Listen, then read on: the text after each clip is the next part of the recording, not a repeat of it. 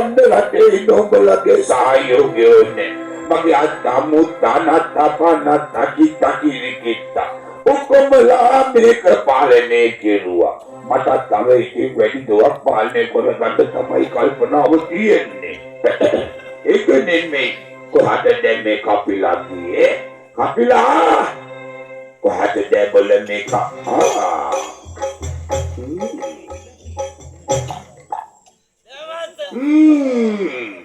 නමස්කාර වේවා. ජය සීදියා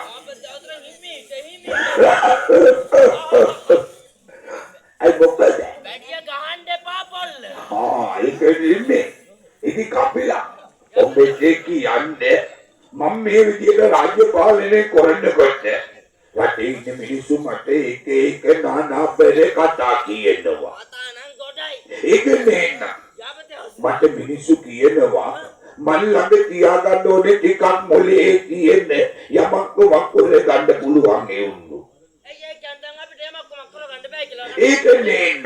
අම්මා පල් මට අහුනොත් තෝන් තියන ටික බහින්න උනේ. ඔව් යමක් වකුර ගන්න ගිහිල්ලා එන ගැට්ටු හැටි රටවැසියෝ කියනවා. මං යන ගැට්ටු හැටි. නෑ ඔබ රටකම කියහන්කෝ ඔබ තාක්ෂණාවට එහෙම ගිහිල්ලවත් නැද්ද? දැන් මං ඕකට කියන අපේ ඉතින් මෙතන සේවය කරන්න හම්බෙන්නේ නැහැ. හරි මට කියපන් ඔබ එක වසරේ ඕඩියේ පන්තියේ අවුරුදු කීයක් හිටියද? එක වසරේ ඉතින් එක වසරයි. ඒ කවුරු දෙහිදී අවුරුදු එකයි දැන් මේ වටින් ගොඩින් ගන්න මොකටද එන්නේ අහන්න හදන්නේ. මේ උඹේ මොලේ හොද නෑලු ඔබ මොඩයිලු. මම මොඩයි. නැත්නම් ඉතින් අපේ අම්මා කවුද කියන්නේ මම මොඩයි. හරි ඔබ නෝනා කාරේක් නම් මම ඔබෙන් ඒක වචන බහුවචන ඇහුවොත් දන්නේ නැහැ. ඒක වචන බහුවචන. ඒක වචන කියන්නේ ඒක කරන්නේ ක්‍රියාව. එතකොට බහුවචන කියන්නේ ගොඩක් කට්ටිය කරන. ගොඩක් කට්ටිය කරන්නේ ක්‍රියාව. මට පුළුවන්. පුළුවන්. ක්‍රියාව. ක්‍රියාව කියන්නේ.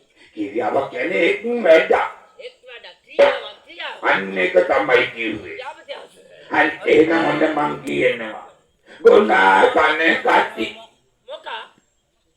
ගොනා තන කටි. ඔව් ඒක වචනය. ඕක මන් දැන් පෙරලා බහුවචනින්. ඔව් පෙරලා බහුවචනේ. දැන් මම කියන්නේ යා. ගොනා තන දෙකම කටි. මොකද ඒක? ඒක ගොනෙක් නිකන්නේ. ඉතින් අතන දෙකක් නේ.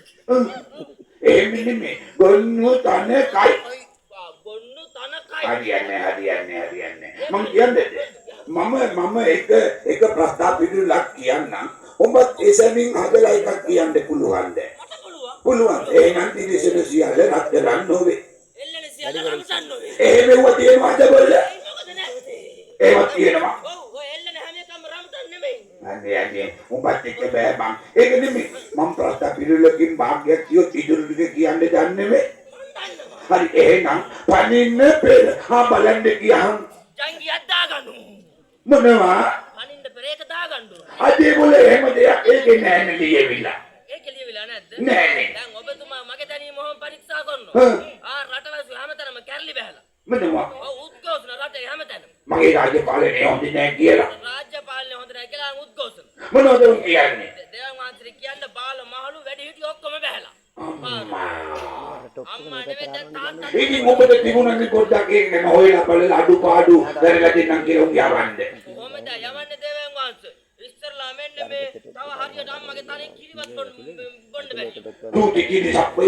ඌටි කිරිසප්පය කියන්නේ අවුරුදු 5 12 අතර ළමයි. මොකද උන් මොනවද කියන්නේ? මුන් මේ වගේ නාම පුරු අල්ලගෙන ඉස්සරහට මුන් කියනවා අපේ කෙරුම් ඉදිරියටයි. අපේ කෙරුම් ඉදිරියටයි. හරි. උන් කියන්නේ උන් රටේ ජාතියට යමක් කරනවා නම් ඉදිරි කාලේ කරනවා කියලා වෙන්න ඇති. එමය අවසරයි. මේ එතකොට වෙන කවුද ආවේ? ඊළඟට එන්නේ දේවාන් වහන්සේ රටේ තරුණ පරම්පරාව. ඔන්න එනවා ඉතින්. හැබැයි දේවාන් වහන්සේ මුන් කරල්ලා ගැහුවොත් අම්බම් කරලා හමාරයි. මතකනේ අර පහුගිය දවස්වල කපටු කා ගියා. හරි. උන් මොනවද ඉල්ලන්නේ? මුන් මේ මුනුත් මේ නාම පොරුවක් ඊළඟට දේවාන් වහන්සේ. සටන් පාට. මුන් කියනවා අපි කෙරුවා තමයි. අපි කෙරුවා තමයි. හරි. උන් හිතේ තියෙනවා මෙව කරන්න. හිතේ තිබුණට කරලා බලයි නේද? දේවාන් වහන්සේ උන් කෙරුවොත් නම් කෙරුවම තමයි. ඔව්. ඊළඟට එන උදවිය. ඊළඟට කවුද? අනේ 4 පොලිස් මොනවා? ඔව් මහලු උදවිය. ඒ කියන්නේ වයස්ගත උදවිය. වයස්ගත උදවිය. යකෝ උන්ට දෙන්න හැම ආධාරයක්ම දුන්නන්නේ. ඒ දෙවන් අස මුන්දලා නිකන් නෙවෙයි එන්නේ. මොනවද කියන්නේ? තුන මෑනගෙන එන්නේ. මොනවා? ඔව් ඔව් තුන මෑනගෙන. තුනම බිමැන්නගෙන. ඔව් ඔව් වැරි ඉස්සරහ පොල්ල. ඒ කියන්නේ මේ සැරයක් කියාගෙන එනවා. දෙවන් අස මුන්දලා ගිල්ලීම තමයි. අපේ කෙරුම්. දැන් ඉවරයි. අපේ කෙරුම්. දැන් ඉවරයි. හරි. උන් කියන්නේ දැන් නම් උන්ට මොනවත් කරන්න බෑ. දැන් උන් වයසට ගිහිල්ලා කියලා වෙන්න ඇති. පුළුවන් කාලේ කෙරුවනේ රටට බතින් බුලතින් ඔක්කොම ස්වන් පෝෂිත කරලා. එච්චරයි ආවේ. නෑ ඊළඟට තමයි හොඳම කට්ටිය. හොඳයි. දේවන් අසබතුමාට කියන්නේ ගැබිනි මාතාව. මොනවා? ගැබිනි මාතාව වෙන්නේ. උඹට පෝෂණ මල්ල දුන්නද? කොහොම මං ඒව හරියාකාරව දුන්නා. එතකොට උන්ට මොනවද අඩුපාඩු? මුන් කියනවා චූටි බඩගඩි වල ඉස්සරහට දාගෙන. කවුරු කොලත් මේ ටිකමයි. කවුරු කොලත් මේ ටිකමයි. හරි. ඒ මොනවද දැන් කැමේ කපිලා? යාපති අවසර. ඔතන පිටිපස්සේ බලද්දි අපේ ගෑණිත් එනවා. උඹේ අම්මුව. මගේ ගෑණි. අනේ බුල ලැජ්ජා නැද්ද මේ රාජමාලි ගාවේ වැටුපා ගන්න තොපිලා? මොකද ඉවරුනේ? මම ගෑණි කවුද කියා? මොකද කිව්වේ? වඩේ ගෑණි විලිදැජ්ජා නැති වැඩ කරන්න එපා. මාත් රාජ්‍ය සේවය කරලා තමයි උතර කන්න බොන්න දෙන්නේ. ඒ නෑ. එතකොට ගෑණි මට මොකද කියන්නේ? කියන්නේ? ඔයා කරත් මේ ටිකමයි. මොනවා? ඔව්. එහෙම කිව්වා. එහෙමයි අවසර. හරි. ඒක මම මොනවා හරි කරලා විසඳන්නම්. එහෙමයි අවසර. කපිලා. උඹට කියන්නේ උඹ දන්නවා නේද මගේ පියානෝගේ පියානෝ. පියානෝගේ පියානෝ. මං හිතන්නේ සිතාරයක් වෙන්න ඇති. මොකද? පියානෝගේ පියානෝ සිතාරයක්. නෑ බොල මම කියන්නේ මගේ තාත්තගේ තාත්තා. ඔබතුමාගේ සීයා. නෑ. එහෙමයි අවසර. උඹට කියන්නේ අවුරුදු 1500ක් ආයි වෙලෙන්දුවා. මොනවා? 1500ක්. එන ගහන්න දෙපෙයි අපෝ. ඇයි මොකද? ඔතර කාලයක් ජීවත් වුණා. එහෙනම් උඹ දන්නද මගේ පියානෝ? පියානෝ. එතකොට සීයා 1500යි. එතකොට ඔබතුමාගේ පියානෝ. මගේ පියානෝ හරියටම අවුරුදු 1250ක් හිටියා. අම්මෝ පුදුම ජීවිත ආයු කාලයක් නෙමලතලා තියෙන්නේ. ඔබ දන්නවද මම කොච්චර කලින් නේද? ඔබතුමා නම් තවෝනම් මාසයක් දෙකක් නෑ. උඹ මොනවද දන්නේ? නත්තතවරු කිව්වා.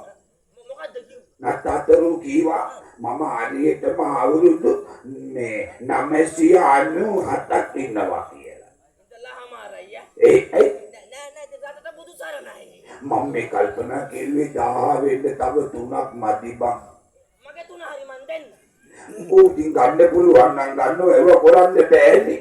ඇයි ඒ? කපිලා. මගේ 3ෙන් මන් දෙන්නම්. මගේ 3ක් කරුණාට මට කවක් නෑ. කපිලා ඒක නෙමෙයි බං.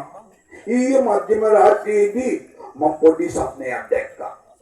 සප්නයක් දැක්කා. මොකද්ද දේව මහන්ස? මම දැක්කා ඒ සප්න දැක්කට පස්සේ මට දලක් උපන්න බං.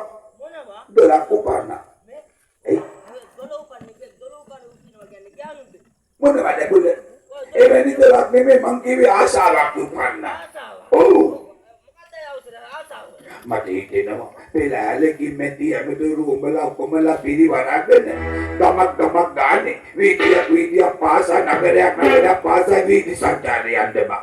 එහෙමයි අවසර. හෙටම මම ඔක ලෑස්ති කරා. හරි මැටි ඇමතුරු වලට කියලා මගේ පුතා සුදාසනත් පිරිවරගෙන අපි ඔක්කොමලා මේ ගමේ යමුද? එහෙමයි අවසර. හරි එහෙනම් යකෝ ඉක්කොල්ලා අනේ අම්මේ හරි යකෝ ඉක්කොන් කරලා පෙළෑලේ උඩ හැන කියන්න තේරුණාද?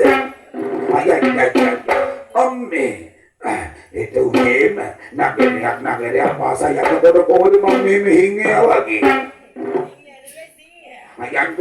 යන්කෝ තව දිනකට හිරු උදාවනවා සමගින්